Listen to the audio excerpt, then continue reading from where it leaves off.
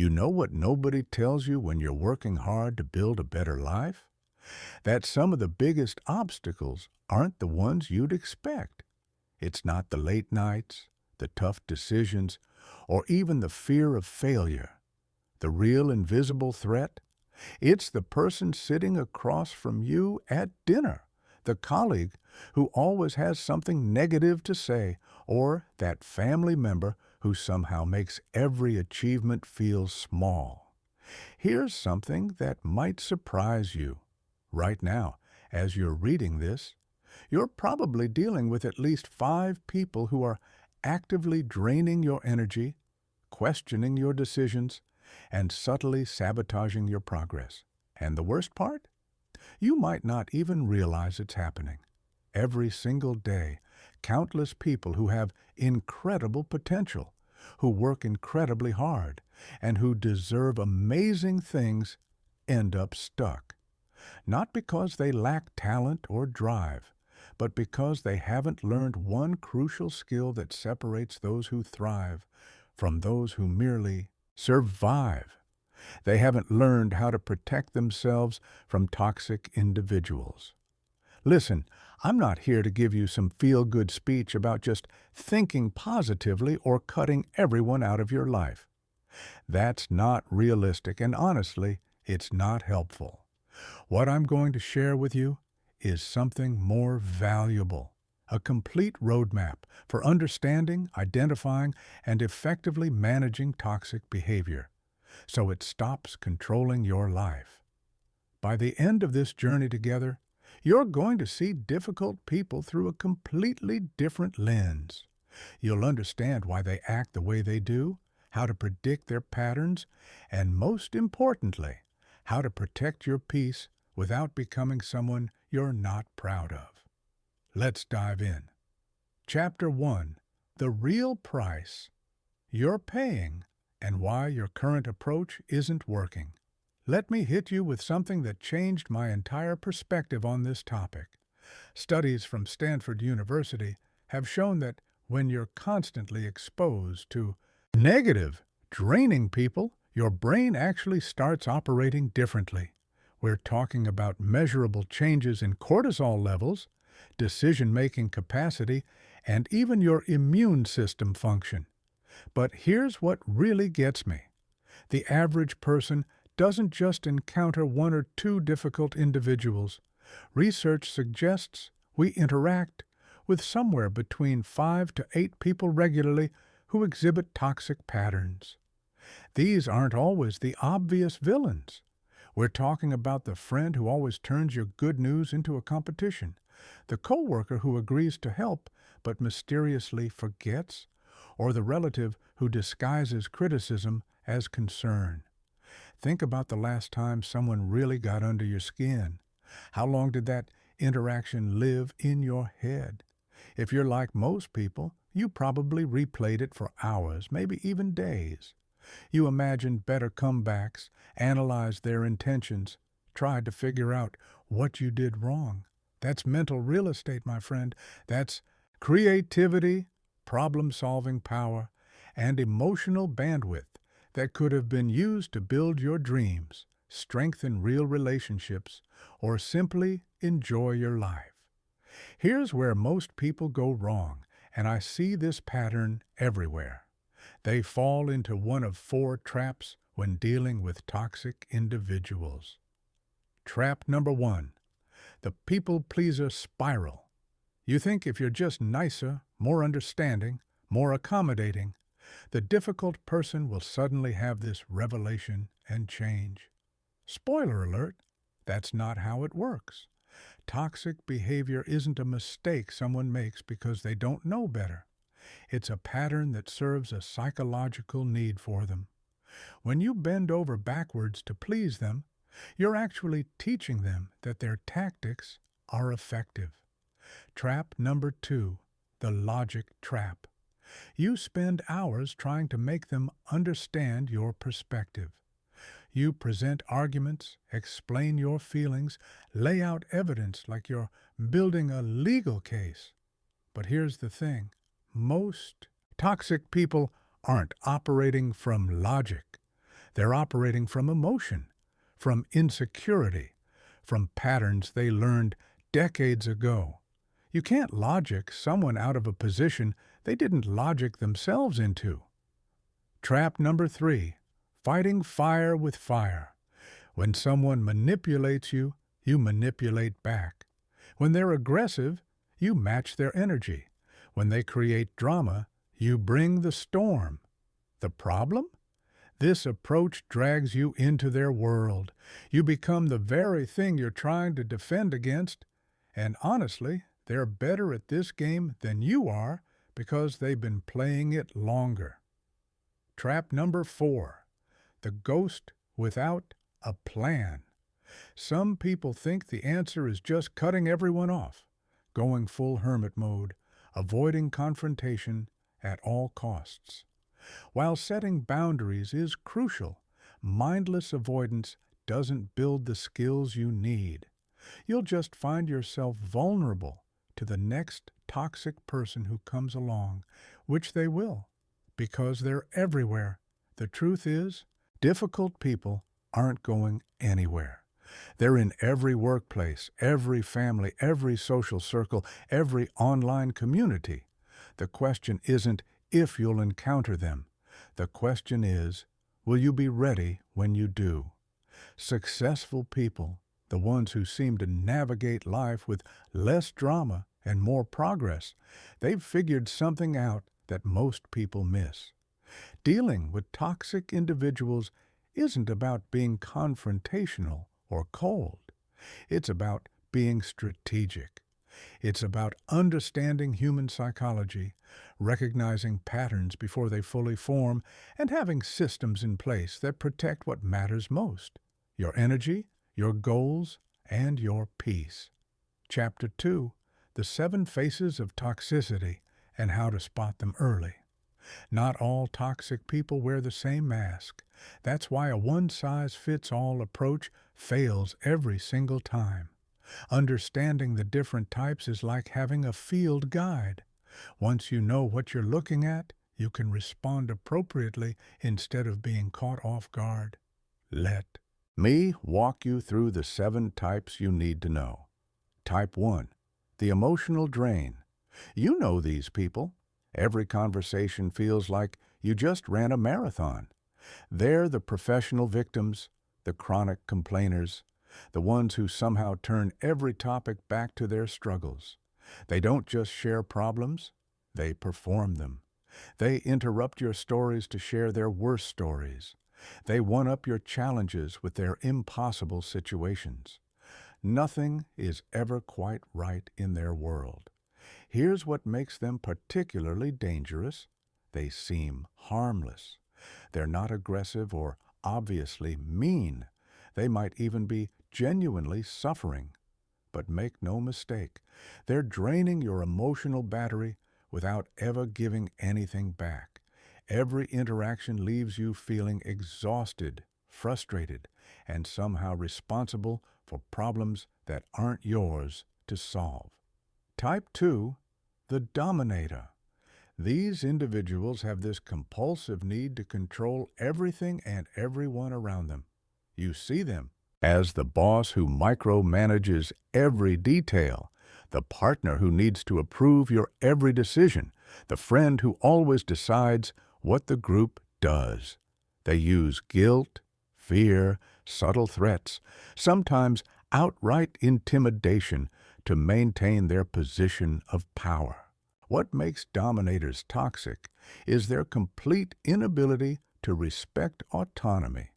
They don't see you as a separate person with your own thoughts and choices. You're more like a chess piece in their game, and they'll keep pushing boundaries until they find your breaking point. Then they'll use that information later. Type 3, the self-absorbed. These are the true narcissists, and they're often the most dangerous because they're frequently charming, intelligent, and initially very attractive to be around.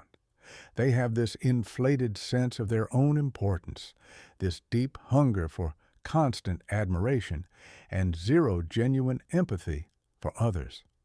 They're masters at what I call the love bomb and devalue cycle. In the beginning, they shower you with attention, compliments, make you feel incredibly special.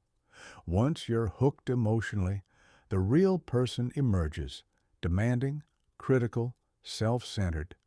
They'll take credit for your wins, blame you for their losses, and twist reality so effectively that you start questioning your own memory and sanity. Type 4. The undercover saboteur. These people never confront you directly, but they're constantly undermining you through subtle, sneaky actions. They agree to help, then conveniently forget. They make cutting remarks disguised as jokes. They share your private information with others. They smile while they're quietly working against you. The danger here is the uncertainty they create. You never quite know where you stand. You're always second-guessing their intentions, walking on eggshells to avoid their passive retaliation. In work environments, they're especially destructive because they can damage your projects and reputation without leaving obvious fingerprints. Type 5. The guilt artist. Experts at wielding guilt, fear, and obligation like weapons. They say things like, "After all I've done for you," or "If you really loved me, you would." They make you feel responsible for their emotions and exploit your natural kindness against you. These manipulators are particularly effective with caring, empathetic people. They turn your strengths into vulnerabilities. They make you feel selfish for having boundaries, guilty for prioritizing your own needs. Your compassion becomes the hook they use to reel you in again and again. Type 6. The perpetual victim. While emotional drains complain about everything, perpetual victims specifically position themselves as constantly wronged by the world. Nothing is ever their fault. They never own their mistakes. There's always someone else to blame for their situation. They're toxic because they refuse all accountability while expecting everyone else to constantly rescue them. They create chaos, then act shocked when it affects them. They use their victim status to manipulate people into helping them or excusing their behavior. And the cycle never ends because they never learn. Type 7.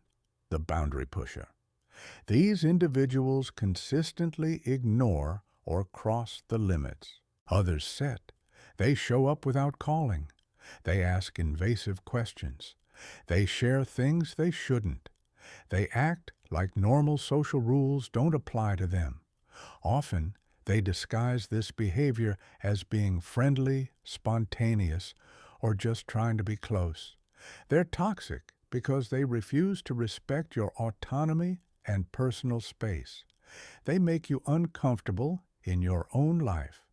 And when you try to establish clear limits, they often escalate rather than back off. Understanding these 7 types is your foundation. Once you can identify what you're dealing with, you can choose the right strategy instead of using the same ineffective approach with everyone. Chapter 3. Inside the Mind of Toxicity, Why They Target Strong People. If you really want to handle toxic people effectively, you need to understand what's driving them. Their behavior isn't random. It serves specific psychological purposes, and once you see the pattern, you can predict their moves and respond strategically instead of emotionally. At the core of almost all toxic behavior is something that might surprise you: deep insecurity and a fractured sense of self. These people don't actually feel good about themselves, despite what their behavior might suggest.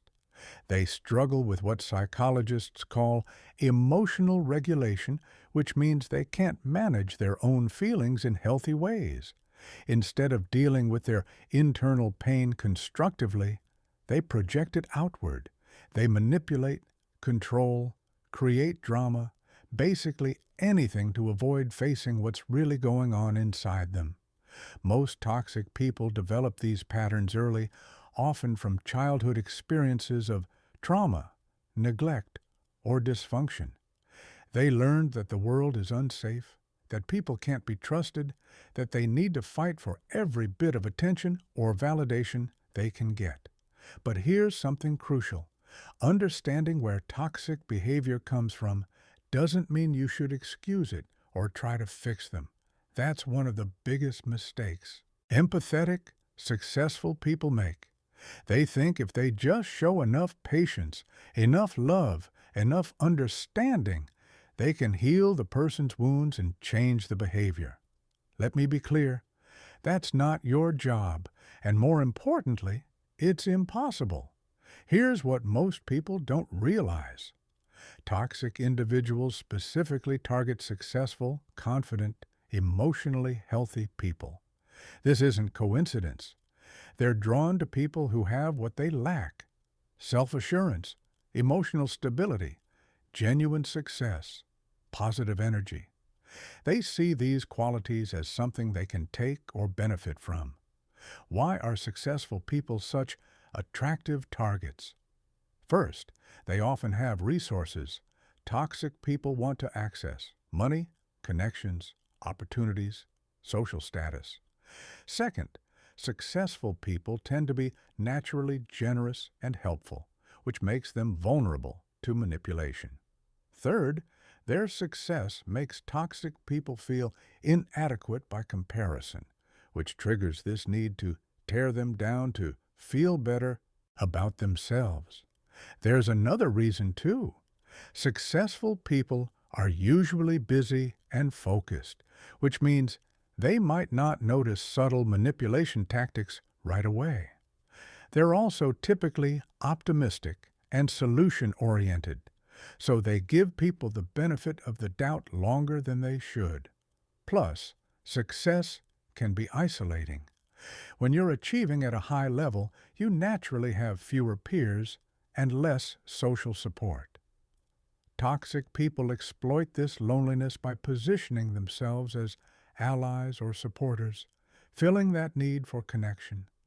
Toxic people also count on something psychologists call the fundamental attribution error. Good people tend to attribute bad behavior to external circumstances rather than character flaws. When someone treats you badly, your first thought is, they're having a rough day, or they didn't mean it that way, rather than, this person has a character problem. This tendency allows toxic behavior to continue without consequences, which is exactly what they're counting on. Understanding the psychology reveals why traditional approaches fail so spectacularly. You can't reason with someone who isn't operating from reason. You can't love someone into changing when their behavior serves important psychological functions. You can't set boundaries with someone who sees boundaries as challenges. The key insight: toxic people don't want to change. Their behavior works for them. It gets them attention, control, resources, whatever they're seeking. They have zero incentive to change as long as their tactics keep being effective. This is why your response is so critical. When you react emotionally, when you try to please them, when you engage in their drama, you're actually rewarding their behavior and encouraging more of it. The most effective approach starts with understanding that their behavior is about them, not you. They're not targeting you because you did something wrong or deserve poor treatment. They're targeting you because you have something they want, or because their psychological issues compel them to seek out certain people to manipulate. This understanding is incredibly liberating.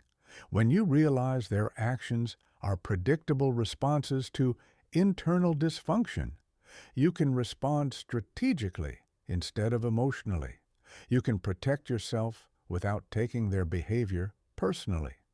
You can maintain your power and peace regardless of how they choose to act. and that changes everything. The 4 fatal errors that keep you trapped. Most people struggling with toxic individuals aren't failing because they're weak or stupid. They're failing because they're making 4 specific mistakes that actually enable and encourage the exact behavior they're trying to stop. These errors are so deeply woven into how we're taught to be good people that most folks don't even recognize they're making them. Let me break down these patterns so you can finally break free. Fatal error number 1, the compassion trap. Your natural empathy becomes a weapon in their hands. When someone treats you poorly, your immediate instinct is to look for reasons. Maybe they had a difficult upbringing. Maybe they're under incredible stress. Maybe they just don't realize how their actions affect people. While empathy is generally one of your best qualities, it becomes dangerous when you extend it to people who weaponize it against you. Toxic individuals are absolute masters at generating sympathy. When confronted, they'll share heartbreaking backstories. They'll cry. They'll promise change. And they'll make you feel like a terrible person for standing up for yourself. The compassion trap keeps you stuck in this endless loop. Instead of creating firm boundaries or removing toxic people from your life, you keep giving them one more chance. You keep hoping that if you're patient enough, understanding enough, they'll transform into the person you need them to be. Here's the hard truth. That transformation almost never happens. Toxic people don't change unless they face real consequences. Your patience isn't helping them grow, it's enabling them to continue. Fatal error number 2, the rationality myth. This is the belief that you can convince toxic people to change if you just find the perfect words or the right approach. Logical people naturally assume others are logical too, so they invest enormous energy trying to explain their perspective, present evidence, make someone understand basic concepts of respect and kindness. The rationality myth is particularly destructive because it can consume years of your life. You'll have identical arguments repeatedly, present the same points over and over, exhaust yourself trying to make someone grasp something they have zero interest in grasping. Toxic people don't engage in genuine dialogue because they're not interested in truth or mutual understanding. They're interested in control, attention, or winning. When you try to reason with them, you're actually giving them more ammunition. They'll twist your words, shift the topic, bring up ancient grievances, use every trick to keep you engaged in pointless debates. Meanwhile, that energy could be building your career, strengthening real relationships, pursuing dreams that actually matter. Fatal error number 3, the reaction spiral. This happens when you become so focused on responding to toxic behavior that you lose sight of your own life. Toxic people are experts at pushing buttons and triggering reactions. They know exactly what to say or do to make you angry, hurt, defensive. When you're caught in the reaction spiral, your entire life starts revolving around them instead of your goals. You spend mental energy analyzing what they said, planning perfect comebacks, trying to predict their next move. You make decisions based on how they might respond, rather than what's actually best for you. You become reactive instead of proactive. You lose control of your own life. The reaction spiral is sneaky because it feels productive. You're responding, defending yourself, fighting back. But in reality, you're dancing to their tune. You're giving them exactly what they crave, your attention and emotional energy. Every reaction reinforces their behavior and invites more of it. Fatal error number 4, the rescuer complex. This is the belief that you can save or heal toxic people through your love, support, or persistence. People with rescuer complexes see toxic individuals as wounded souls who just need the right person to help them heal. They think they can be the exception, the one who finally gets through. The rescuer complex is extremely dangerous because it keeps you invested in fundamentally unhealthy relationships. You'll tolerate manipulation, disrespect, even abuse because you believe you're helping someone heal. You'll sacrifice your own well-being for the fantasy of saving someone who doesn't want to be saved. Toxic people absolutely love rescuers because they provide an endless supply of attention, resources, and emotional energy. They'll play into your desire to help by positioning themselves as victims who need your unique understanding. They'll make you feel special and important while simultaneously draining everything you have. Here's what the rescuer complex misses. People don't change because someone loves them enough. People change when they decide to change, usually because continuing their current behavior becomes too costly. You cannot love someone into transformation, and trying to do so will only exhaust you while enabling their dysfunction. These four errors create a cycle that traps you in toxic relationships. The compassion trap makes you vulnerable. The rationality myth wastes your resources. The reaction spiral gives them control. And the rescuer complex keeps you invested in people who will never change. Breaking free requires a fundamental shift in thinking. Dealing with toxic people isn't about being understanding, reasonable, responsive, or helpful. It's about being strategic, boundaried, and laser-focused on your own goals and well-being. When you stop making these four mistakes, you'll immediately feel more powerful and in control. Chapter 5. The Mindset Revolution That Changes Everything. Everything shifts when you stop trying to fix toxic people and start focusing on managing your response to them. This isn't just a small adjustment. It's a complete revolution in how you approach difficult relationships. And it will transform your ability to protect your mental energy. Most people waste years trying to change others when the real power lies in changing yourself. The traditional approach assumes that if you can just find the magic words, the perfect strategy, or show enough patience, you can make them see reason and modify their behavior. This approach fails because it hands all the power to toxic people. You're essentially saying that your peace and success depend on their cooperation, which puts you in a permanently vulnerable position. The mindset revolution starts with accepting one fundamental truth. You cannot control other people's behavior, but you have complete control over your response. This might seem obvious, but most people live as if the opposite were true. They invest massive energy trying to change others while neglecting the one thing they actually control, themselves. When you embrace this shift, everything becomes clearer and more effective.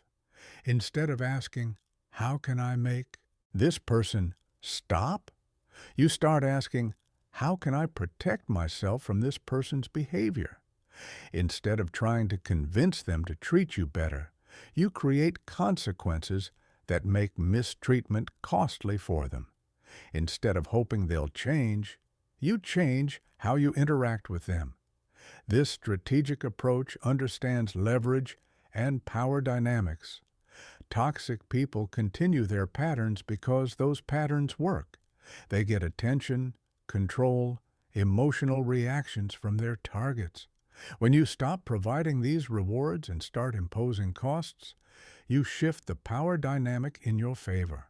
The strategic mindset also recognizes that your time and energy are your most precious resources.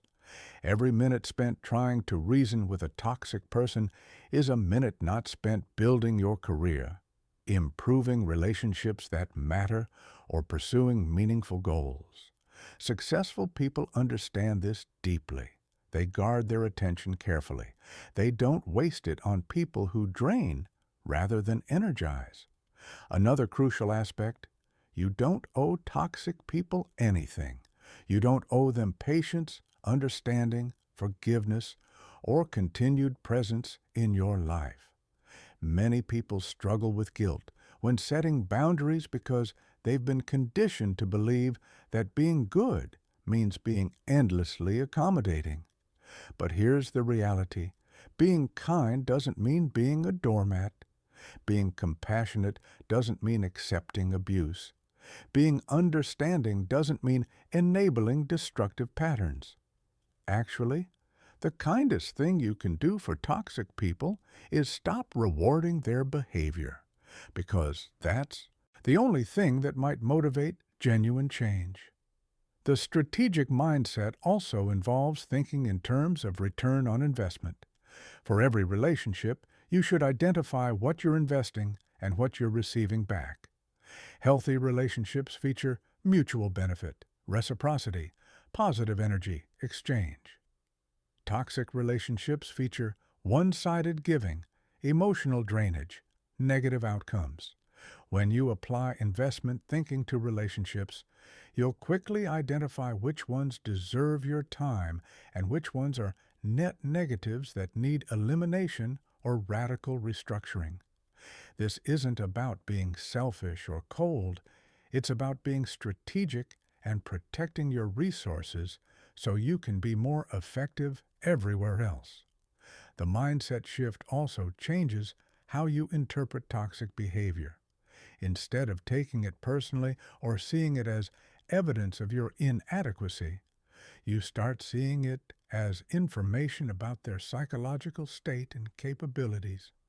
When someone treats you badly, it reveals something about their character, values, and emotional development. This perspective is incredibly freeing because it removes the emotional charge. You don't get angry when a storm brings rain, because that's what storms do. Similarly, when you truly understand that toxic behavior reflects their dysfunction rather than your worth, you can respond calmly and strategically. Finally, the strategic mindset recognizes that your reputation and relationships are crucial assets needing protection. Toxic people can damage both through their behavior and influence.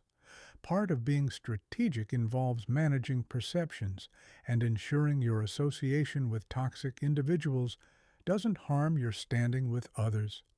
This mindset shift is the foundation for everything else. Once you stop trying to change them and start focusing on protecting and empowering yourself, you'll discover you have far more control than you ever imagined. Problems that seemed impossible become manageable when approached strategically rather than emotionally. Chapter 6. Your tactical playbook for each type. Now that you understand the psychology and the strategic mindset, let's get into specific tactics for each type of toxic person. Remember, generic approaches fail because different personalities require different strategies. What works with an emotional drain will backfire with a dominator. Handling emotional drains. Your primary strategy is energy conservation and redirection. These people feed off attention and emotional investment, so your goal is to starve them while protecting your resources. The most effective technique is what I call the Stonewall method. You become as unreactive and unengaging as possible. Give brief factual responses without emotional content. Don't ask follow-up questions about their problems. Don't offer solutions. Don't show excessive sympathy for their latest crisis. For example, when an emotional drain starts their 100th complaint about work, instead of saying, "Oh no," Tell me everything that happened. You simply say, "That sounds tough," and immediately redirect or exit the conversation. You're acknowledging without feeding their need for drama and attention. Over time, they'll find you less satisfying and move to more responsive targets. Handling dominators. These require a completely different approach because they interpret accommodation as weakness and an invitation to increase control. With dominators, establish firm boundaries from day one. The key is consistent assertiveness without aggression. State your position clearly. Don't over-explain or justify extensively. Don't negotiate on non-negotiables. When a dominator tries to micromanage your work, you don't argue about whether their oversight is needed. Instead, you say something like, "I appreciate your input. I'll provide updates at our scheduled check-ins," and then you do exactly that. Nothing more, nothing less. Dominators respect strength and consistency, so never waver. Once you've set a boundary, handling the self-absorbed. These are challenging because they're often intelligent and charming. The key is never giving them the admiration they crave while also never directly challenging their inflated self-image. This requires what I call strategic blandness. Acknowledge their statements without praising or criticizing. When they brag, you say, "Interesting," rather than, "Wow, that's incredible." When they fish for compliments, you redirect rather than feeding their ego. The goal is being polite but unengaging, present but not invested.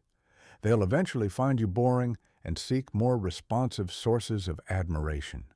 Handling undercover saboteurs. These require direct confrontation, which is the opposite of what most expect. They count on people being too polite to call out their behavior directly. They hide behind plausible deniability. The most effective strategy is making their behavior explicit and documented. When someone forgets something important for the third time, you don't accept the excuse. You say, "This pattern has occurred 3 times now. Going forward, I need written confirmation of all requests and status updates every 48 hours. You're not accusing them of intentional sabotage, but you're making it crystal clear that you see the pattern and you're implementing safeguards. Handling guilt artists. The key is separating their emotions from your decisions. When they say, "If you really cared, you would do this," you respond with, "I do care about you, which is why I'm not doing something that isn't healthy for either of us." You acknowledge feelings without accepting responsibility for managing them. Handling perpetual victims. They need to face consequences without being rescued. Every time you solve their problems, you enable the victim mentality. Instead, when they bring their latest crisis, express sympathy but don't offer solutions. You say things like, "That sounds really challenging. What's your plan for handling it?" You force them to own their problems rather than taking ownership yourself.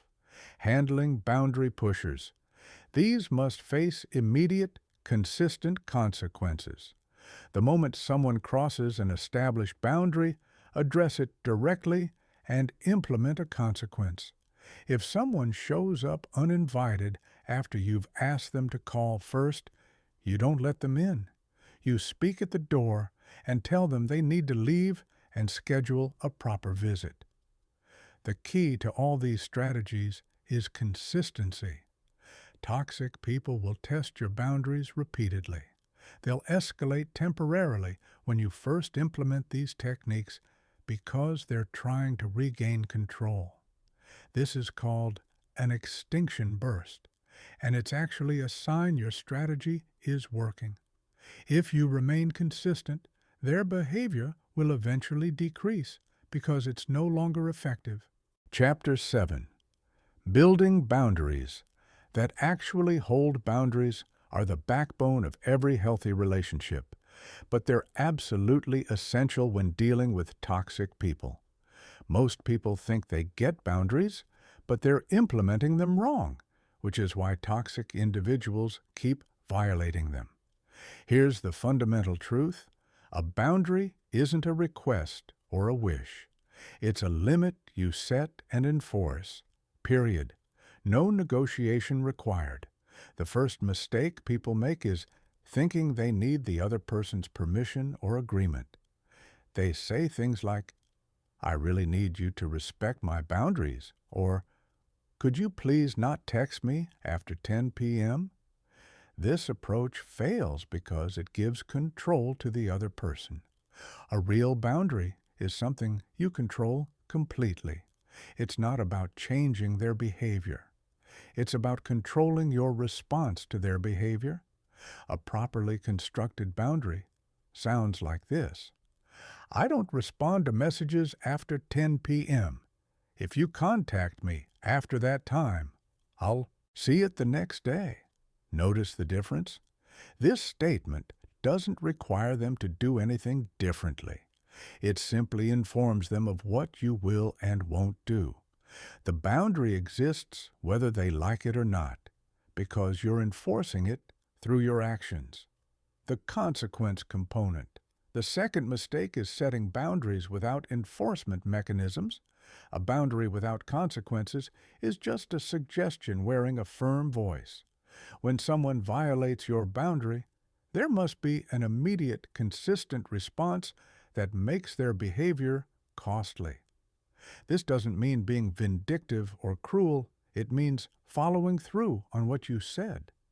If you told someone you won't discuss work during family meals and they bring up a project anyway, you don't argue or remind them of your boundary. You either change the subject immediately or excuse yourself from the table. Your action demonstrates that violating your boundary results in loss of your attention and presence. That's a natural consequence that reinforces the boundary. The explanation trap. The third mistake is over-explaining your boundaries. When you extensively justify boundaries, you're essentially asking permission to have them, which undermines their power. Toxic people will use your explanations against you, finding loopholes, exceptions, or arguing about the validity of your reasons. Strong boundaries are stated simply and clearly. For example, if you decide you won't lend money to a particular person anymore, you don't need to explain your financial situation or justify the decision. You simply say, "I'm not in a position to lend money anymore," and leave it there. If they push, you can repeat the same statement or say, "That's just not something I'm comfortable with." Boundaries versus ultimatums. Understanding the difference between boundaries and ultimatums is critical. Boundaries control your behavior. Ultimatums try to control someone else's behavior. Ultimatums often backfire because they create power, struggles, and can be called as bluffs. Boundaries are simply statements of fact about what you will and won't do. When setting boundaries with toxic people, expect testing. This isn't a sign your boundaries are wrong. It's a predictable response you should prepare for. Toxic people have learned that persistence often works, so they'll escalate temporarily to see if you'll cave. This testing phase is crucial. It determines whether your boundary will be respected long term. If you give in even once, you've taught them that your boundaries aren't real and can be overcome with pressure.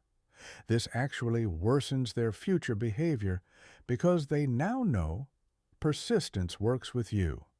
Surviving the testing phase. The key is having your consequences planned in advance and implementing them immediately and consistently. Don't wait to see if behavior improves or give multiple warnings. The moment your boundary is crossed, Implement the predetermined consequence. This might mean ending a conversation, leaving an event, hanging up the phone, or temporarily cutting contact. Documentation matters. Another important aspect, especially in professional settings, is documentation. When someone repeatedly violates your boundaries at work, keep records, dates, times, witnesses, specific behaviors. This documentation becomes crucial if you need to involve HR or management. It's also important to understand that boundaries must evolve.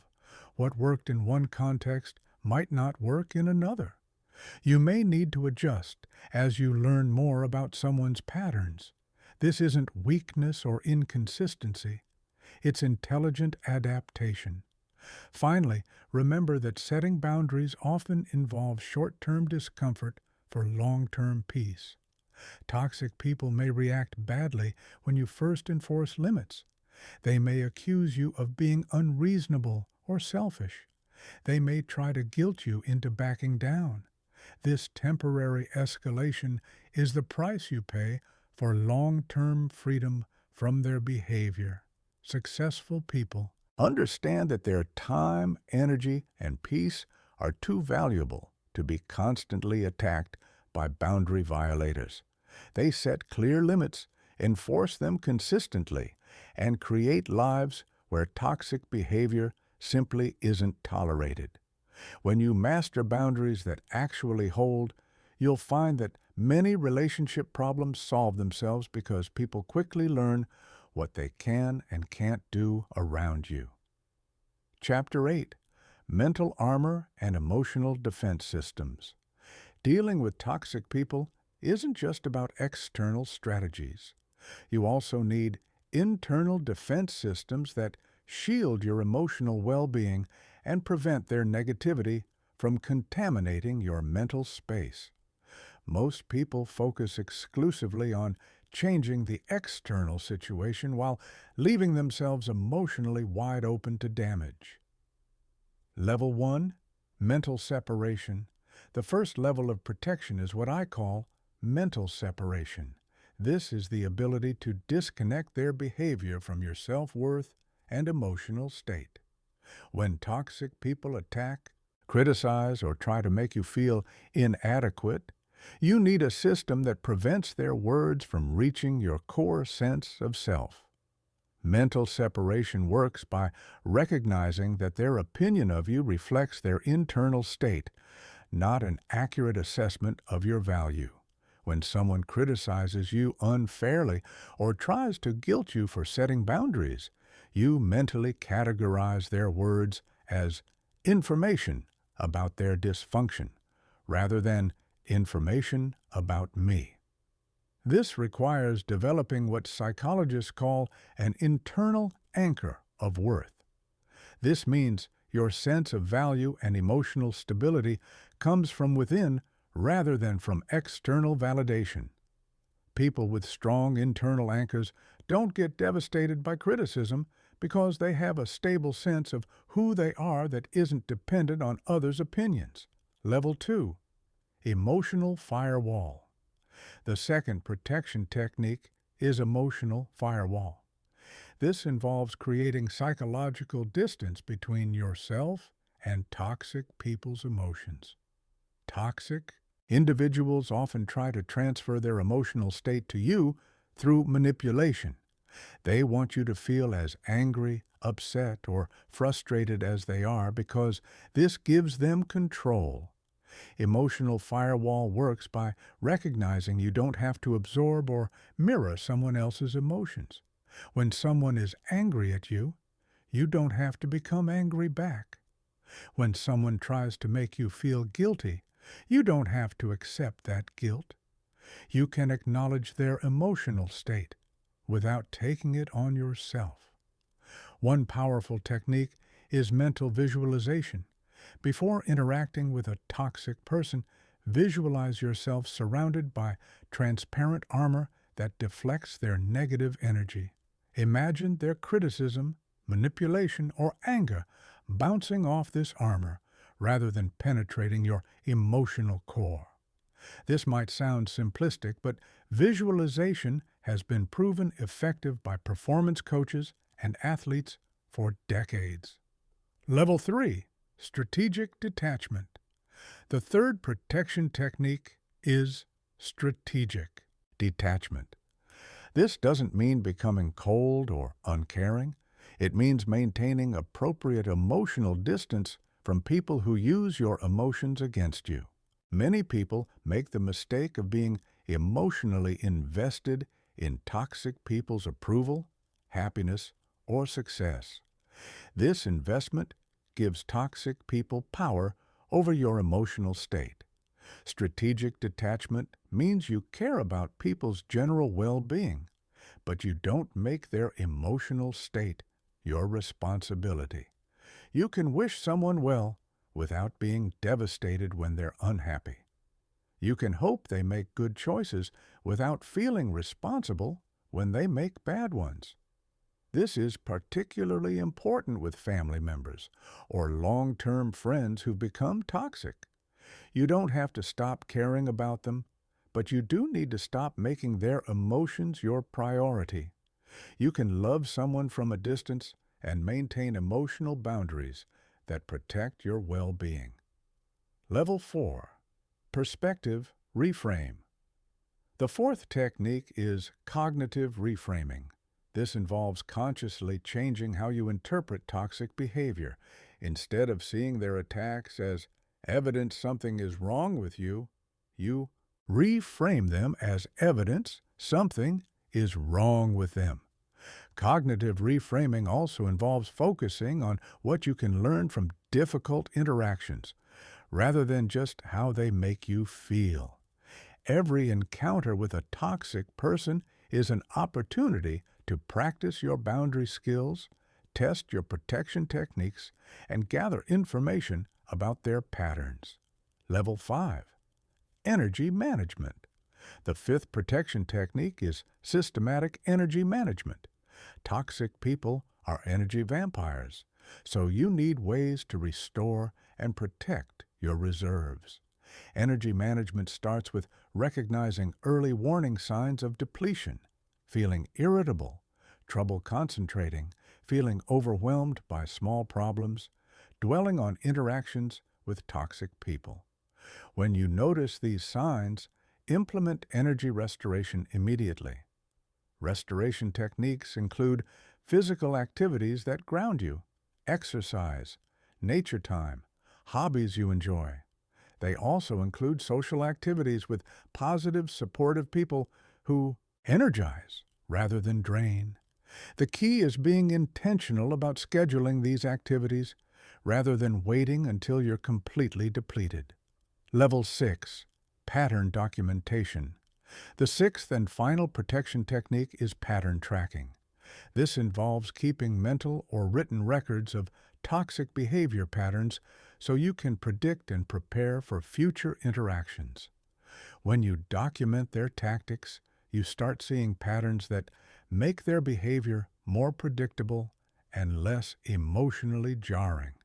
Pattern documentation also helps you maintain perspective when toxic people try to gaslight you or make you question your memory. When you have a clear record of their behavior, it's much harder for them to convince you that you're remembering incorrectly or overreacting. These protection techniques work together to create psychological immunity to toxic behavior. Just as your physical immune system protects you from biological threats, your psychological immune system protects you from emotional threats. The stronger your immunity, the less damage toxic people can inflict on your well-being and success. Chapter 9. Communication Mastery that disarms manipulation. Communication with toxic people requires completely different skills than normal conversation. Traditional approaches like active listening, empathy, and collaborative problem-solving often backfire because toxic individuals exploit these techniques. You need specialized communication strategies that protect you while neutralizing their ability to manipulate or control interactions.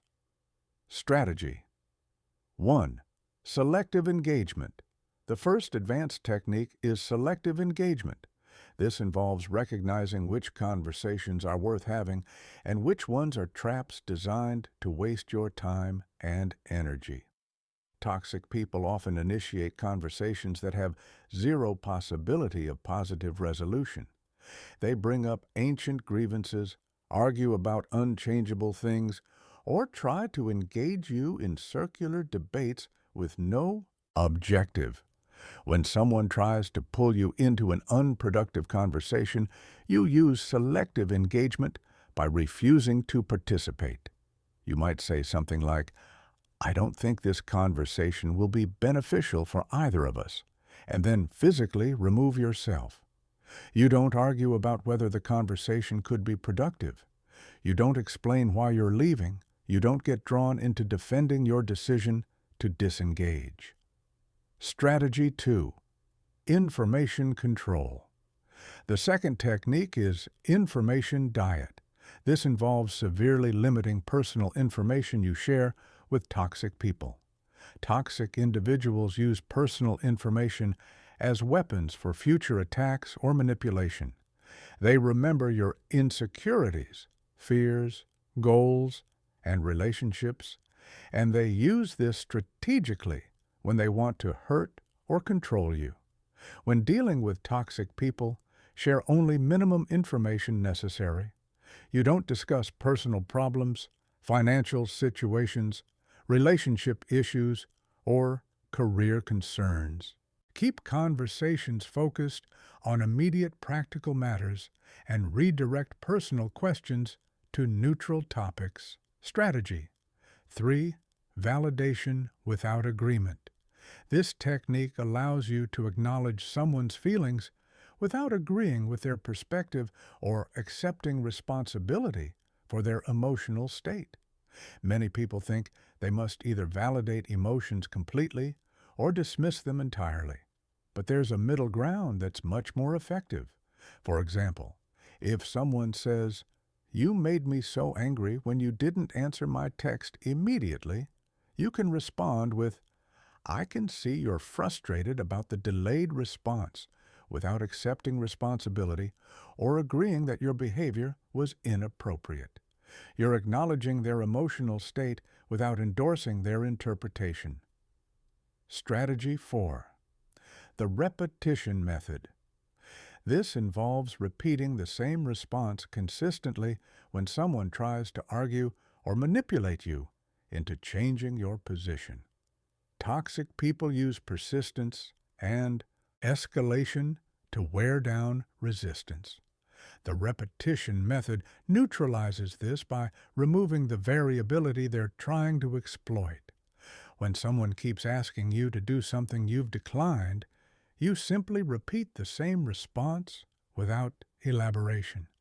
"I'm not available for that" becomes your standard answer, no matter how they phrase their request or what tactics they use. Strategy 5.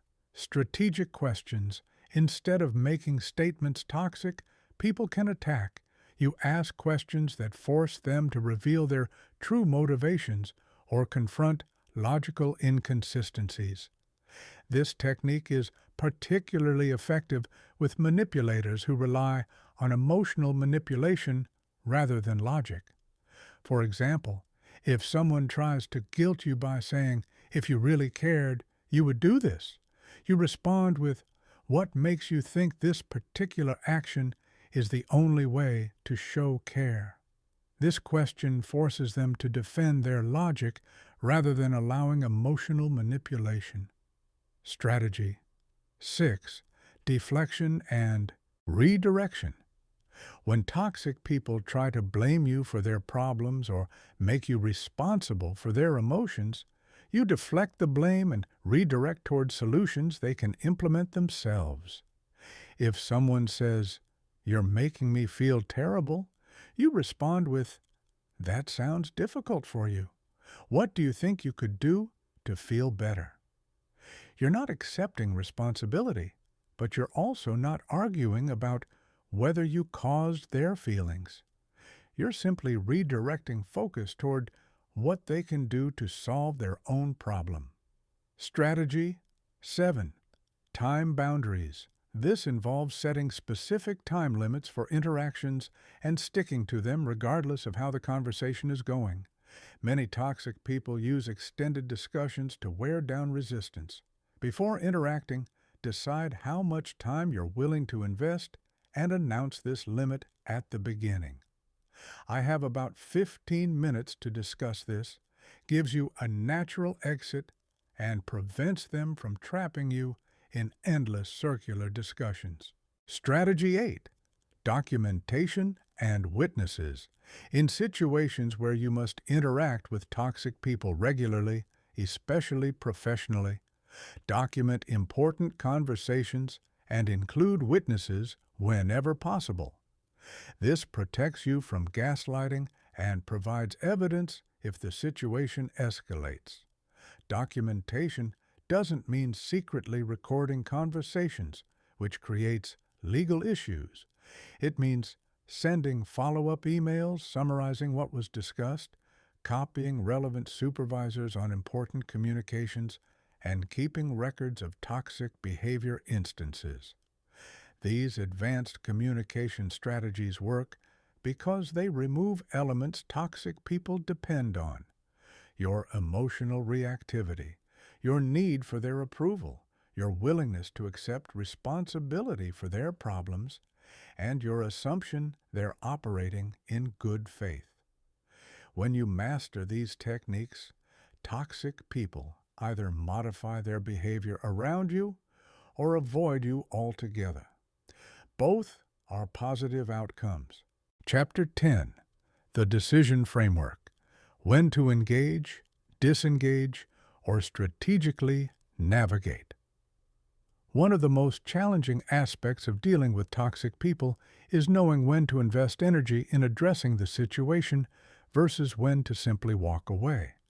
Many people waste years trying to salvage relationships that can't be salvaged, while others give up too quickly on situations that could be resolved with the right approach. Making the wrong choice can cost you years of your life and massive amounts of emotional energy. The decision framework is a systematic way to evaluate your options when facing toxic individuals. It considers 4 key factors: the relationship's value to your life goals, your actual ability to influence the dynamic, the true cost of staying engaged, and what alternatives you have available. By analyzing these factors objectively, you can make rational decisions instead of emotional ones. Factor 1. Relationship value. Not all relationships carry equal weight in your life. A toxic supervisor who controls your career progression requires a different approach than a toxic neighbor who has minimal impact on your daily life. A toxic parent who will be in your life for decades needs different handling than a toxic acquaintance you can easily avoid. To assess relationship value, ask yourself, does this person have power over my career, finances, or living situation? Will I be forced to interact with them regularly, regardless of my preferences? Do they have influence over other important relationships? Are they connected to opportunities or goals that matter to me? The higher the value, the more effort it's worth investing in finding workable solutions rather than simple avoidance. Factor 2. Influence capacity. Some toxic people can be managed or neutralized through the strategies we've discussed, while others are completely resistant to change. Your ability to influence depends on several variables: your position relative to theirs, their level of psychological dysfunction, the support you have from others, and the consequences you can realistically impose. People with severe personality disorders, active addictions, or deep-seated psychological issues are generally not influenced by boundary setting or strategic communication. They require professional intervention or complete avoidance.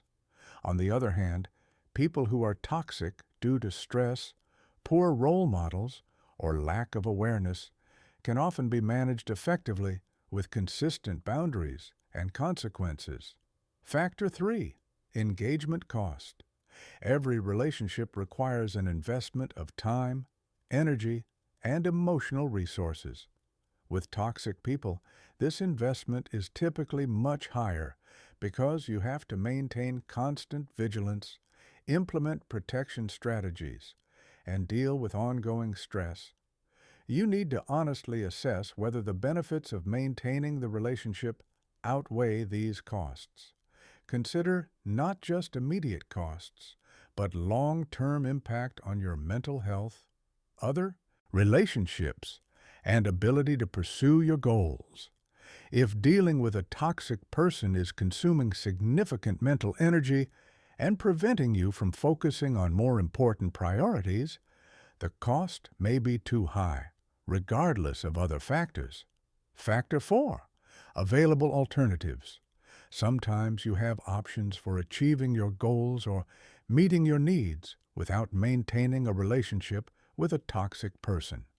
Other times, they're the only path to something important, at least temporarily. Understanding your alternatives helps you make strategic rather than emotional decisions. Based on these 4 factors, toxic relationships generally fall into 4 categories, each requiring a different approach. Category 1. High value, high influence. These are situations where the relationship matters significantly, and you have realistic hope of improving things through strategic intervention. For high value, high influence situations, you engage fully. You invest time and energy in implementing boundaries, consequences, and strategic communication. You document problems, build alliances, and work systematically to change the dynamic. This might involve difficult conversations involving supervisors or implementing structured intervention plans. Category 2. High value, low influence. These are situations where you need to maintain some relationship, but they're resistant to change and you have limited power to influence their behavior. This often occurs with family members, long-term business partners, or situations where you have no choice but to interact regularly. For high-value, low-influence situations, you stay but implement maximum protection strategies. You minimize contact as much as possible, maintain strict boundaries, use all the emotional protection techniques, and focus on managing your response rather than trying to change theirs. You accept the relationship will never be ideal, but you find ways to coexist while protecting your well-being. Category 3. Low value, high influence. These are situations where the relationship isn't crucial to major goals, but the person's behavior is problematic and you have power to address it. This might include toxic friends, casual acquaintances, or neighbors whose behavior affects your quality of life. For low-value, high-influence situations, you have flexibility. You can choose to invest some energy in setting boundaries if you think the relationship has potential, or you can simply reduce contact without extensive intervention. The key is not investing more energy than the relationship warrants. Category 4. Low value, low influence. These are toxic people who have minimal impact on important goals and who are resistant to change. This includes casual acquaintances, distant family members you rarely see, or people you encounter occasionally. For low value, low influence situations, you disengage. You remove these people from your life as completely as possible without extensive explanation. You unfollow on, Social media, decline invitations where they'll be present, and avoid situations where you'll be forced to interact. You don't waste energy trying to fix relationships that don't matter to your success or happiness. The decision framework isn't a one-time assessment. Relationships and circumstances change, so you should periodically reevaluate. Someone who was once important might become less relevant as your life evolves. Your ability to influence might increase as you gain more power, or decrease as their dysfunction worsens. The key insight: your time and energy are finite resources that should be allocated strategically rather than emotionally. Every hour spent trying to fix an unfixable relationship is an hour not spent building positive relationships, pursuing goals, or improving your own capabilities. Successful people are ruthless about protecting their most valuable resource, their attention. They invest it where it will generate the highest return, and they don't waste it on people who consistently drain rather than energize. Chapter 11: Navigating Workplace Toxicity Without Career Suicide. The workplace presents unique challenges because you can't simply eliminate toxic people like you can with toxic friends or acquaintances. Your career, income, and professional reputation are all on the line, which means you need sophisticated strategies that protect you while advancing your goals. The key is learning to navigate workplace toxicity without becoming toxic yourself or sacrificing your professional success. The perception principle. The first principle of workplace toxic management: perception is reality in professional environments. How others perceive your interactions with toxic colleagues can be more important than the actual facts. This means you must always maintain professional behavior even when others don't, because your reputation depends on how you handle difficult situations under pressure. Strategic documentation. When dealing with toxic colleagues, document everything strategically. Keep records of important conversations, missed deadlines, inappropriate behavior, and any instances where their actions impact your work or team performance. However, don't make your documentation obvious or turn it into a weapon you wave around. Professional documentation should be factual, objective, and focused on business impact rather than personal grievances. Email is your best ally when dealing with workplace toxic people because it creates automatic paper trails. After important verbal conversations, send a follow-up email summarizing what was discussed and what actions were agreed upon. This prevents gaslighting and creates accountability. When someone tries to deny what they committed to, you have written evidence. The CC strategy. The copy strategy is particularly powerful in workplace settings. When you need to communicate with a toxic person about something important, copy their supervisor or other relevant stakeholders. This serves multiple purposes, ensures transparency, makes the toxic person more likely to behave professionally since others are watching, and creates witnesses to their behavior patterns. Managing toxic supervisors. Toxic bosses require special handling because the power dynamic is fundamentally different than with peers or subordinates. You cannot set boundaries with a toxic boss the same way you would with a toxic colleague because they have authority over your employment and advancement. However, you're not powerless if you understand how to manage up strategically. The key to handling toxic bosses is giving them what they want while protecting what you need. Most toxic bosses want control, recognition, and the feeling that they're important and respected. You can provide these things without sacrificing your integrity or effectiveness.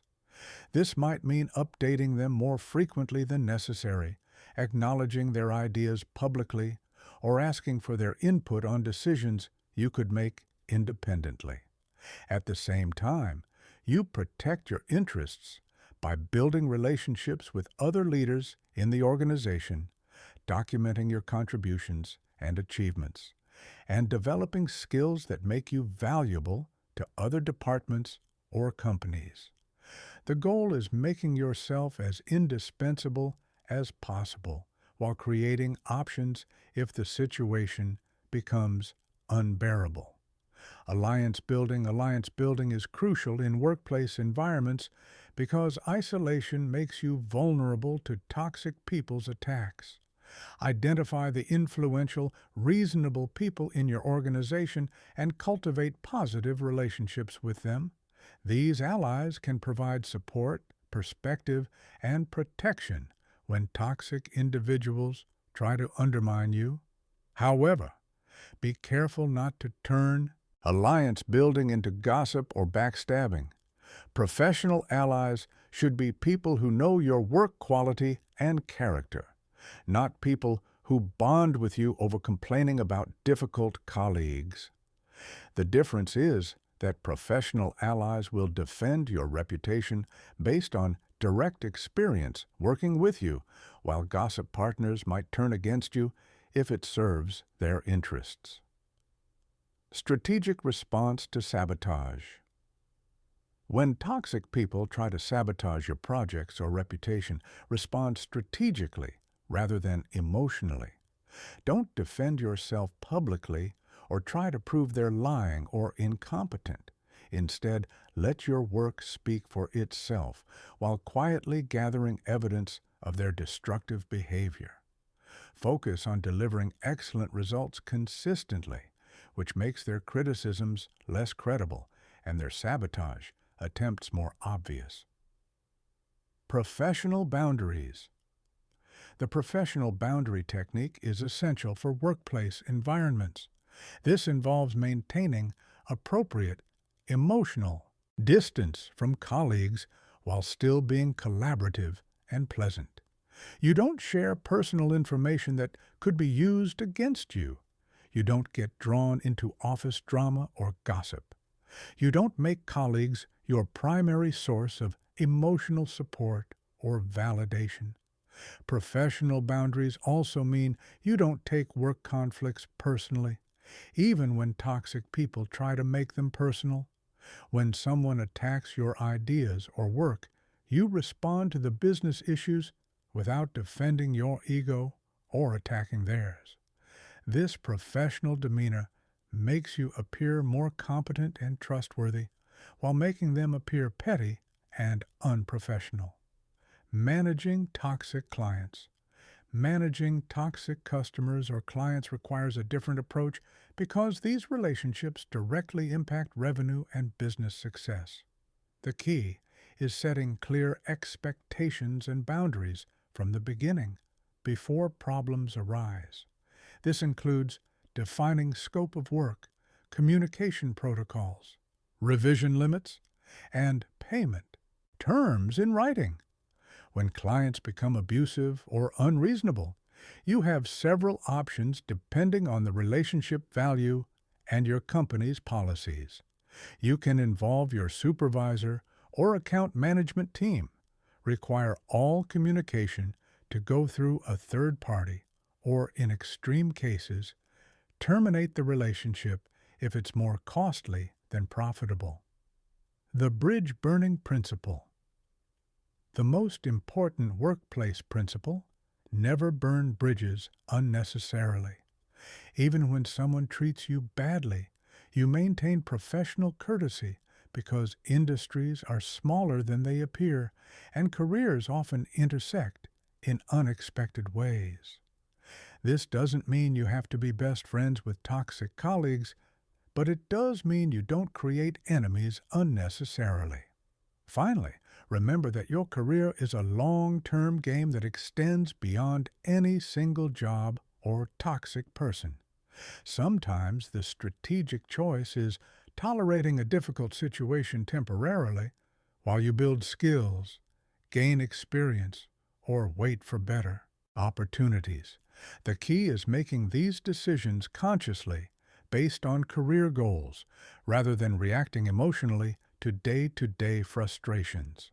Chapter 12, Family Dynamics, Navigating Permanent Toxic Connections. Family relationships present the most complex challenges when dealing with toxic people because these connections are permanent and loaded with emotional history, cultural expectations, and shared experiences.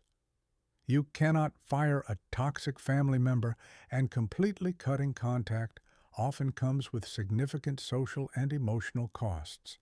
This requires sophisticated strategies that protect your well-being while maintaining necessary family connections. The family loyalty myth. The first challenge with toxic family members is overcoming the family loyalty myth. This is the belief that family members deserve unlimited patience, forgiveness, and support, regardless of how they treat you.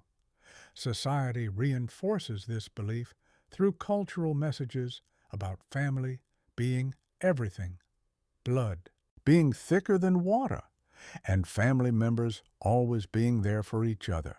However, the reality is that sharing DNA or growing up in the same household doesn't automatically create healthy, functional relationships. Some family members are genuinely toxic people who happen to be related to you. Treating them differently than you would treat toxic strangers only enables their behavior and makes you more vulnerable to their manipulation. The key insight: you can love family members while still protecting yourself from their toxic behavior. Love doesn't require accepting abuse, manipulation, or disrespect. You can care about someone's well-being while refusing to tolerate their destructive actions.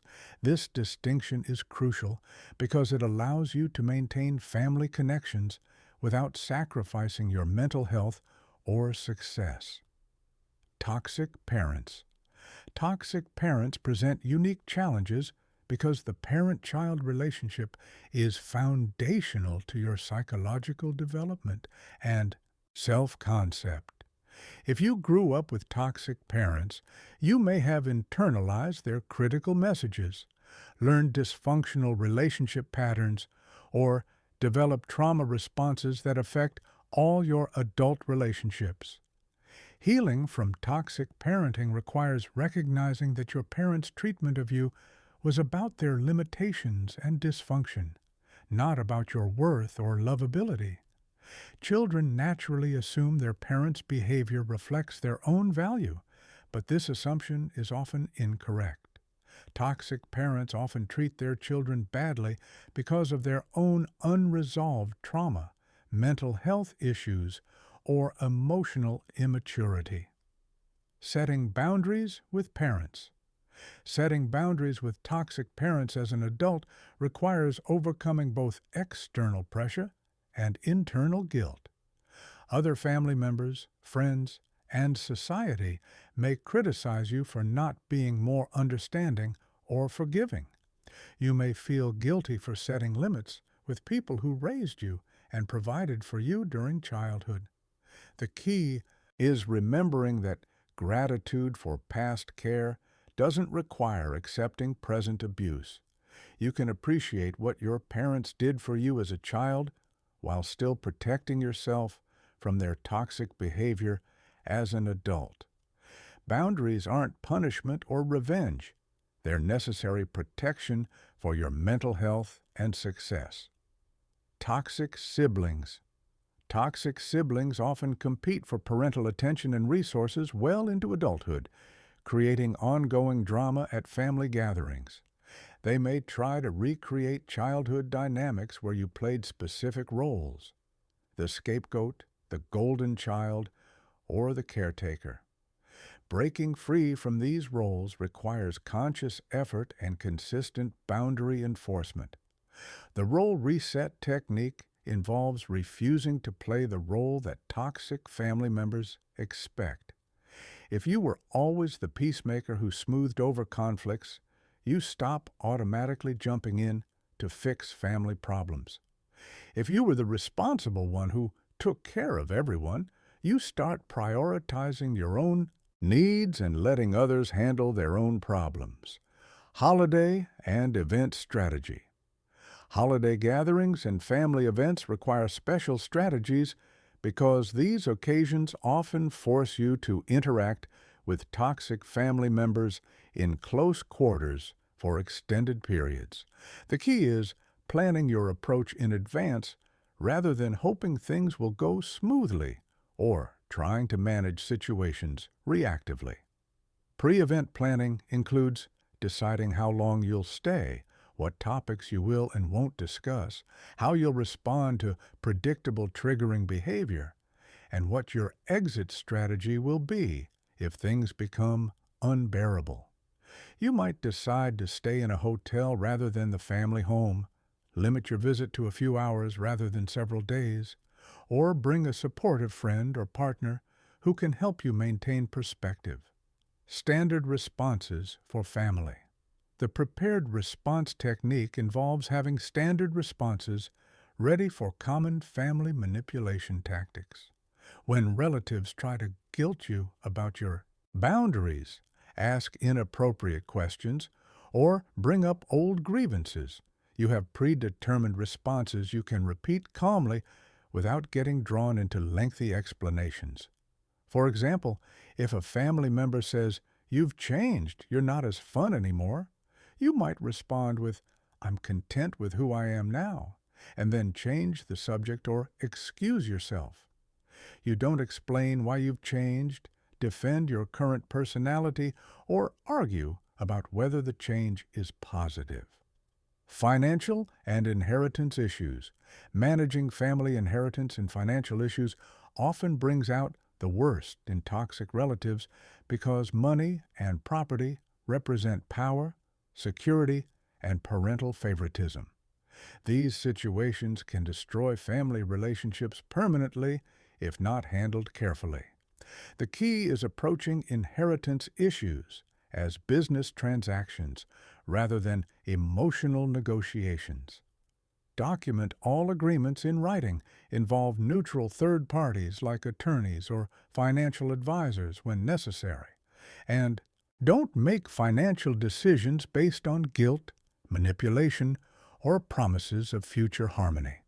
Toxic family members often use inheritance discussions as opportunities to relitigate old grievances or extract commitments that serve their interests.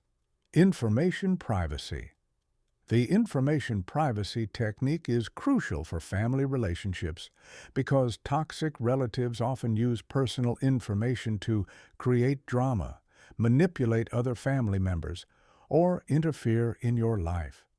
Limit what you share about your career, relationships, financial situation, and personal struggles. Share only positive, general updates that can't be used against you later.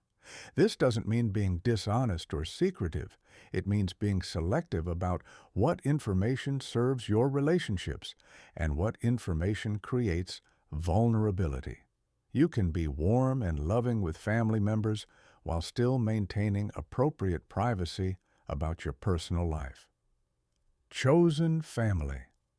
Finally, remember that you get to define what family means to you as an adult. Family isn't just about biological relationships. It's about people who support your growth, respect your boundaries, and contribute positively to your life. Sometimes the family you choose through friendships and partnerships is healthier and more supportive than the family you were born into. Creating boundaries with biological family members while building chosen family relationships allows you to honor your heritage and history while also protecting your future and well-being. You don't have to choose between family loyalty and personal success, but you do have to choose how much energy you'll invest in relationships that drain rather than energize you. Chapter 13. Engineering a Toxicity-Resistant Life.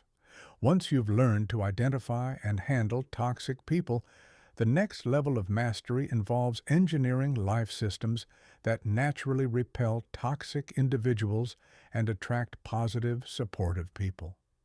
This is about creating an environment where toxic behavior simply doesn't work, where healthy boundaries are the norm, and where your energy is consistently protected and renewed, rather than drained and depleted. The foundation of a toxicity-resistant life is what I call intentional relationship curation. Most people accept whatever social connections happen to come their way through work, family, geography, or circumstance.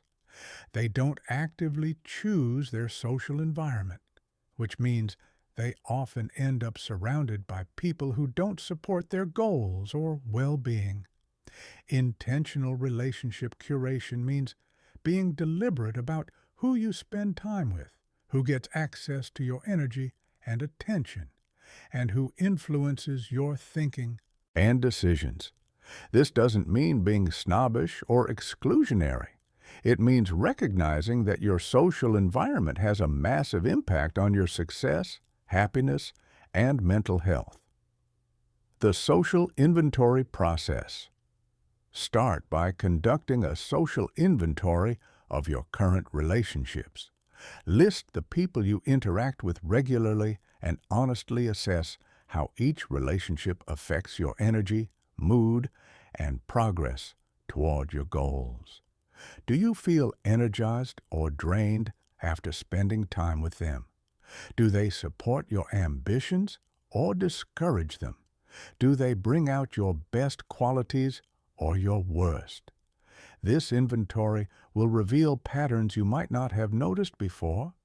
You might discover that certain friends consistently leave you feeling negative or insecure, that some family members always create drama when you're making positive changes, or that particular colleagues undermine your confidence and motivation. Once you've identified these patterns, you can make conscious choices about how much time and energy to invest in each relationship. This doesn't necessarily mean cutting people out completely, but it does mean being strategic about when, where, and how you interact with them. Environmental architecture. The second component of toxicity-resistant life systems is environmental architecture. Your physical and digital environments should support healthy boundaries and positive interactions while making toxic behavior difficult or unrewarding. In your physical environment, create spaces that feel calm, organized, and under your control. Toxic people thrive in chaotic, stressful environments where boundaries are unclear and emotions run high. When your physical space reflects order and intentionality, it naturally discourages toxic behavior and makes boundary violations more obvious. Your digital environment is equally important because toxic people often use technology to violate boundaries, manipulate emotions, or demand attention. Take control of your phone, email, and social media accounts by setting specific times for checking messages, turning off non-essential notifications, and blocking or muting people who consistently create negativity in your digital space. The Access Management System. The Access Management System is a powerful tool for controlling who gets your time and attention. Instead of being available to everyone at all times, create structured ways for people to communicate with you that give you control over when and how you respond. This might mean setting specific hours when you're available for phone calls, requiring people to schedule meetings in advance rather than dropping by unexpectedly, or using email for most communication so you can respond thoughtfully rather than reactively. The goal is making your time and attention something that requires effort to access rather than something that's freely available to anyone who demands it. Building your support network. A strategic support network is crucial for long-term protection because toxic people often target individuals who appear isolated or unsupported. When you have strong, positive relationships with multiple people, you're less vulnerable to manipulation and more likely to receive reality checks when someone tries to gaslight you. Your support network should include different types of relationships that serve different functions. Mentors who guide your professional development, peers who share your interests and goals, friends who provide emotional support and enjoyment, and professionals like therapists or coaches who help you maintain perspective and process difficult experiences.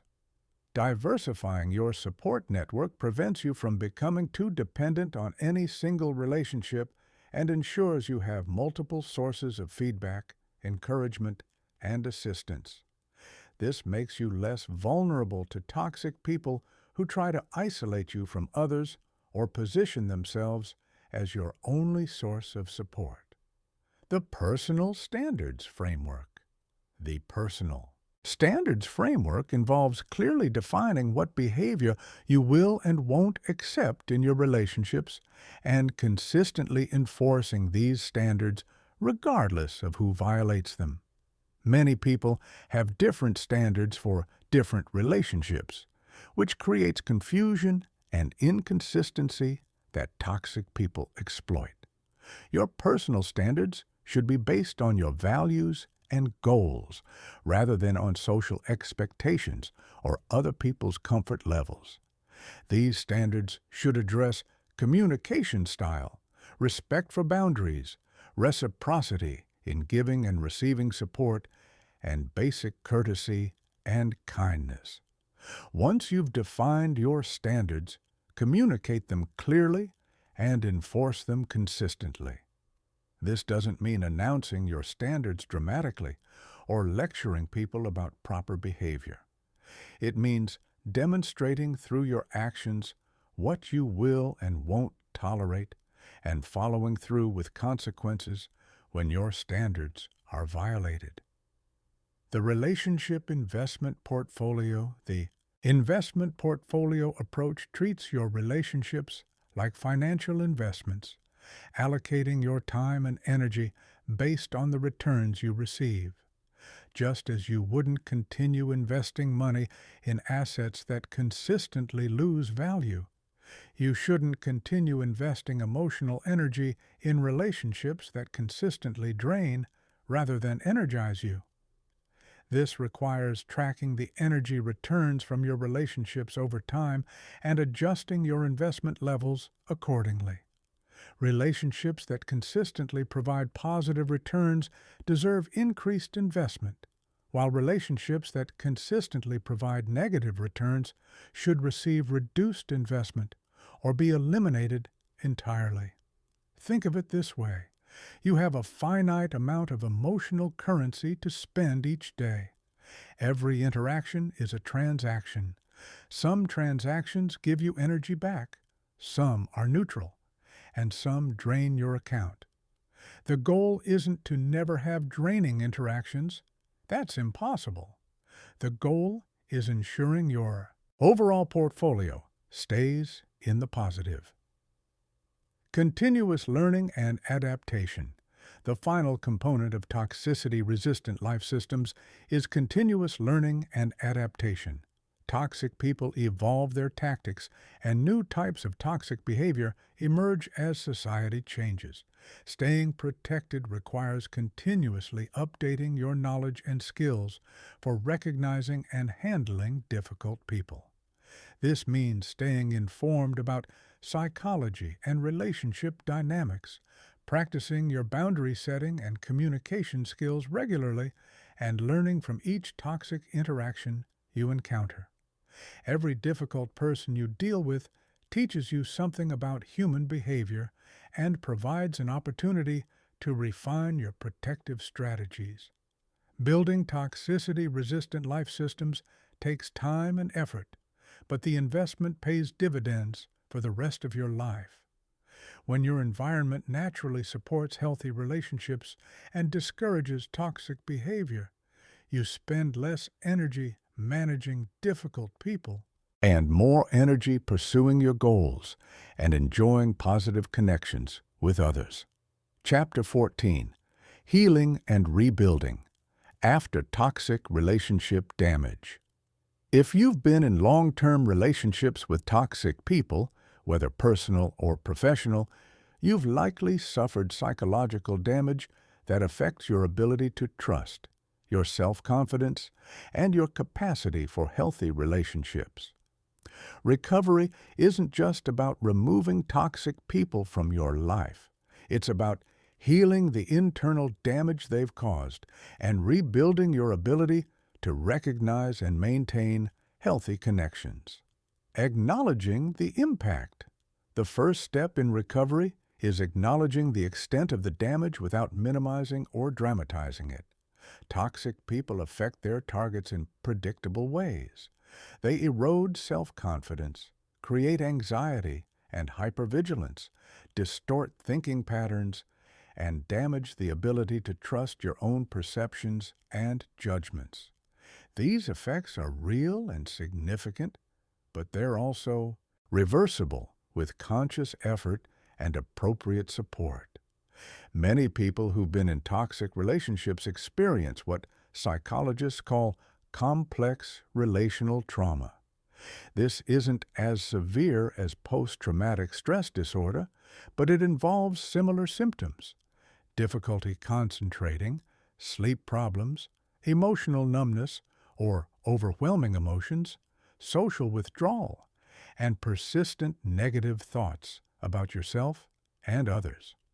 Understanding that these symptoms are normal responses to abnormal treatment is crucial for recovery. You're not weak, damaged, or broken because you've been affected by toxic behavior. You're a normal person who responded normally to an abnormal situation.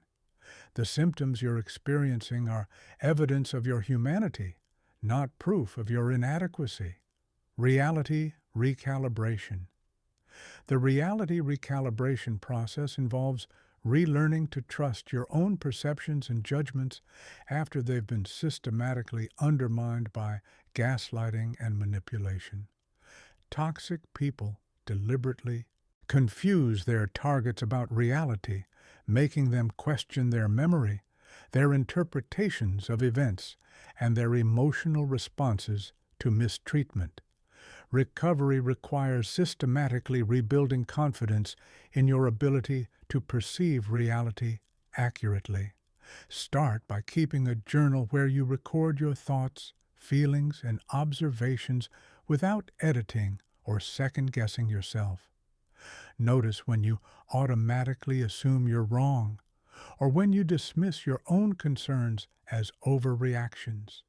Practice validating your own experiences instead of seeking external validation for everything you think and feel. When something feels wrong to you, trust that feeling, even if you can't immediately explain why. Your intuition about people and situations is probably much more accurate than you've been led to believe. Boundary reconstruction. The boundary reconstruction project involves relearning how to set and maintain healthy boundaries after they've been systematically violated or ignored. People who've been in toxic relationships often lose touch with their own needs, preferences, and limits because they've spent so much energy accommodating others or avoiding conflict. Start small by identifying minor preferences and honoring them consistently. This might mean choosing what to eat without asking others for their opinion, deciding what to watch without defaulting to others' preferences, or saying no to small requests you don't want to fulfill. Gradually work up to larger boundary-setting challenges as your confidence and skills improve. The goal is rebuilding your natural ability to recognize your own needs and assert them appropriately even when others disagree or express displeasure. Self-compassion. Development. The Self-Compassion Development Program addresses the internal criticism and negative self-talk that toxic people often instill in their targets. When someone repeatedly tells you that you're too sensitive, too demanding, too difficult, or not good enough, you eventually internalize these messages and continue the abuse internally even after the external abuser is gone. Recovery requires consciously replacing this internal criticism with self-compassion and realistic self-assessment. When you notice negative self-talk, ask yourself whether you would say the same things to a good friend in a similar situation. If the answer is no, then you're being unnecessarily harsh with yourself. Practice speaking to yourself with the same kindness and understanding you would offer to someone you care about. This doesn't mean avoiding accountability or making excuses for your mistakes. It means treating yourself with basic human dignity and respect while you learn and grow. Trust rebuilding. The trust rebuilding strategy involves gradually relearning how to assess people's trustworthiness and build healthy relationships after being betrayed or manipulated. Many people swing between two extremes after toxic relationships, either trusting no one or trusting everyone indiscriminately. Neither approach is healthy or effective. Healthy trust is earned gradually through consistent behavior over time. Start by observing people's actions rather than just listening to their words. Notice whether they follow through on commitments, respect boundaries, treat others with kindness, and demonstrate integrity in small situations. Build trust incrementally by sharing small vulnerabilities and observing how people handle the information you give them. Do they respect your privacy? Use the information to support you or exploit it for their own advantage. Let people earn your trust through demonstrated reliability, rather than giving it automatically or withholding it permanently. Relationship skills rehabilitation. The Relationship Skills Rehabilitation Program addresses the fact that people who've been in toxic relationships often lose confidence in their ability to maintain healthy connections. They may become overly accommodating to avoid conflict, overly suspicious to avoid being hurt again, or overly independent to avoid needing anyone. Healthy relationships require skills that toxic relationships prevent you from developing. Clear communication, conflict resolution, emotional regulation, and reciprocal support. These skills can be learned and practiced in low-risk situations with safe people who support your growth. Consider working with a therapist who specializes in relationship trauma, joining support groups with others who've had similar experiences, or practicing relationship skills with trusted friends who understand your recovery process. The goal is rebuilding confidence in your ability to create and maintain positive connections with others. Personal power restoration.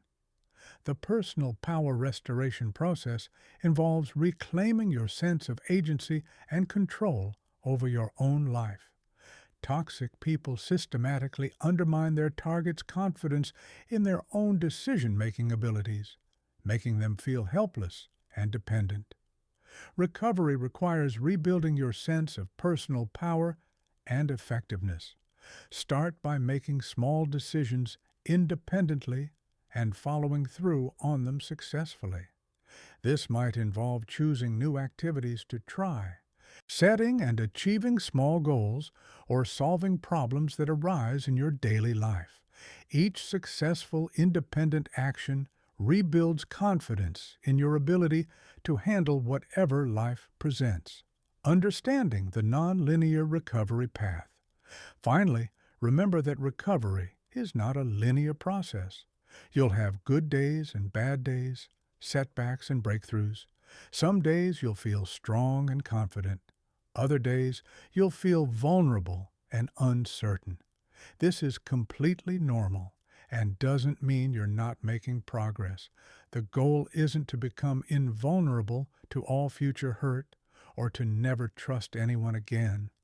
The goal is to rebuild your natural ability to discern between healthy and unhealthy people, to set appropriate boundaries, and to create relationships that support your growth and well-being rather than undermining them. Think of recovery like physical therapy after an injury. You're not trying to become superhuman. You're working to restore your natural, healthy functioning. Some exercises will be painful. Some days you'll feel like you're not making progress. But with consistent effort, you will heal. And here's something beautiful about this process. People who've healed from toxic relationships often develop deeper empathy, stronger boundaries, and better relationship skills than people who've never faced these challenges. Your struggle can become your strength if you approach recovery with intention and self-compassion. Chapter 15. Sustaining Success. While navigating toxic terrain, the ultimate test of your ability to handle toxic people isn't just protecting yourself from their attacks. It's maintaining your upward trajectory while they try to drag you down. Successful people understand that toxic individuals will always exist, and they build systems and mindsets that allow them to continue growing and achieving while navigating these challenges strategically. The most successful people in the world don't avoid toxic people entirely. That's impossible if you want to build anything significant. Whether you're starting a business, climbing the corporate ladder, building a platform, or creating wealth, you'll encounter people who try to sabotage your success out of jealousy, insecurity, or simple malice. The key is learning to handle these encounters without losing momentum or compromising your values. Strategic Detachment Mastery. The strategic detachment principle is fundamental to maintaining success while dealing with toxic people. This involves caring deeply about your goals and values while remaining emotionally detached from other people's opinions, reactions, and approval. Most people sacrifice their success because they're too invested in being liked or avoiding conflict with people who don't support their growth. Strategic detachment doesn't mean becoming cold or uncaring. It means recognizing that your mission is more important than any individual relationship. When someone tries to manipulate you into lowering your standards, abandoning your goals, or accepting less than you deserve, you evaluate their requests based on whether they align with your objectives rather than on whether refusing will hurt their feelings. The competitive advantage of resilience. Your ability to handle toxic people effectively is actually a significant competitive advantage in business and life. While most people get derailed by difficult personalities, waste energy on drama, or compromise their standards to avoid conflict, you continue moving forward strategically and purposefully. This advantage compounds over time because consistency in the face of adversity builds reputation and trust. When others see that you maintain your integrity and focus regardless of external pressure, they become more likely to want to work with you, invest in you, and support your initiatives. Your ability to handle toxic people becomes part of your professional brand. Energy amplification strategy. The energy amplification strategy involves using encounters with toxic people as fuel for your ambition rather than allowing them to drain your motivation. Every time someone tries to tear you down, dismiss your abilities, or sabotage your progress, You use their negativity as evidence that you're on the right track and moving in a direction that threatens their status quo. This psychological reframe transforms toxic encounters from energy drains into energy sources.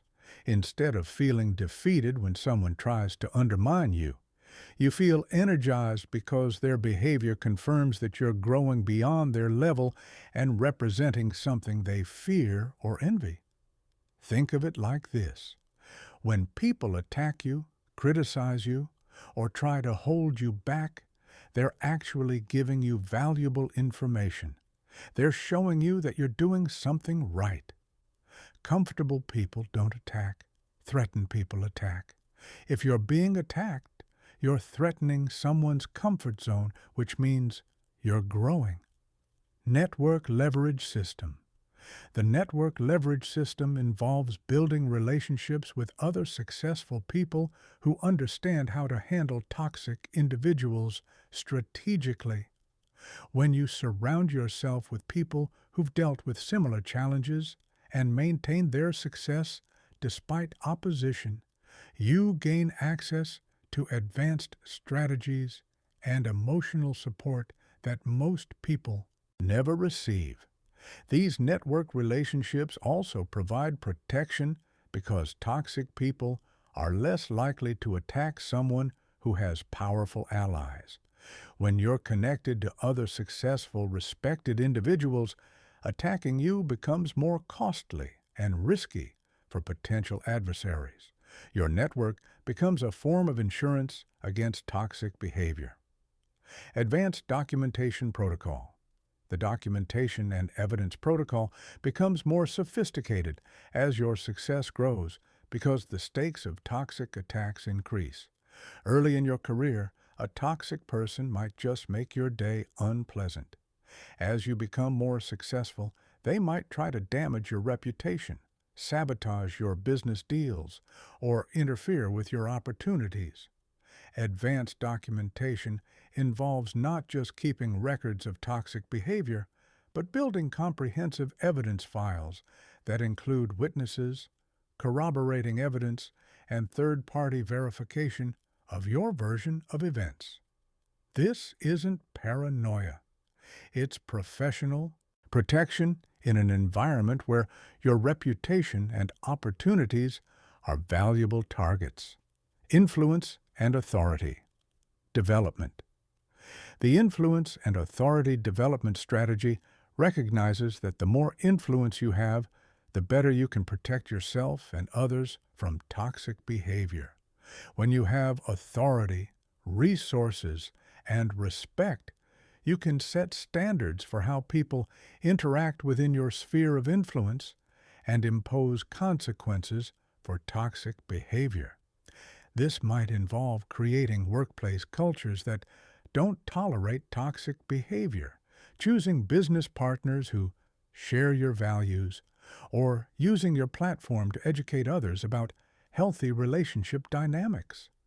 Your success gives you the power to create environments where toxic behavior is discouraged and positive behavior is rewarded. Legacy protection mindset.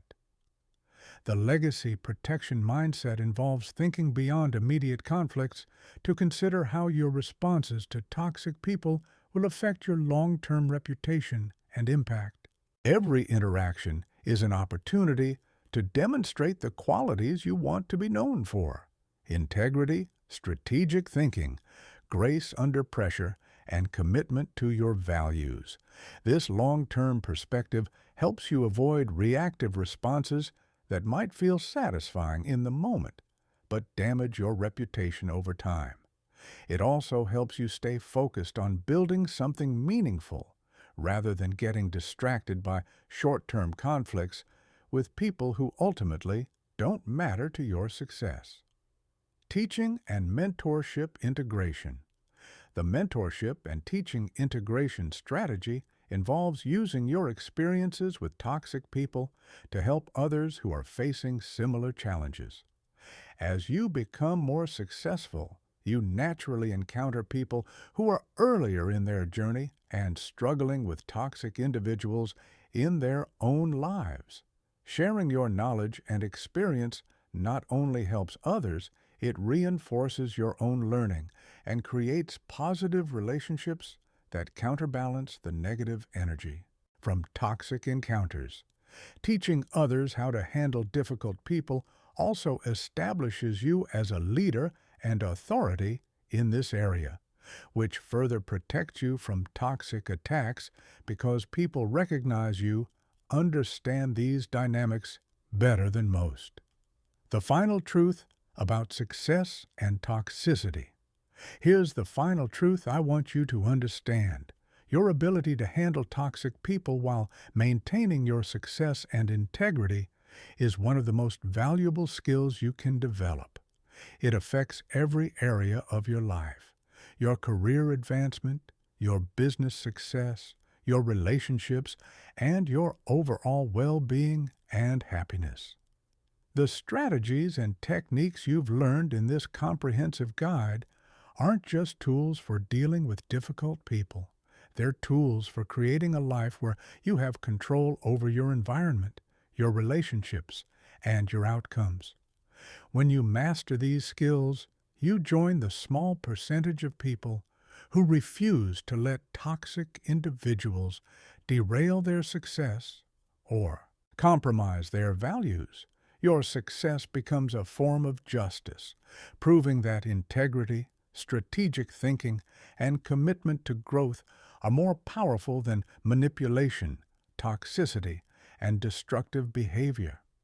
Every goal you achieve despite toxic opposition is a victory not just for you, but for everyone who believes that good people can succeed without becoming bad people in the process. The world needs more successful people who understand how to handle toxic individuals without becoming toxic themselves. Your success with these principles doesn't just improve your own life, it creates a model for others to follow and contributes to a culture where toxic behavior is less tolerated and less effective. Your path forward. So here's what I want you to do. Moving forward. First, go back through this guide and identify the 3 strategies that resonate most with you right now. Don't try to implement everything at once. Pick 3 techniques you can start practicing this week.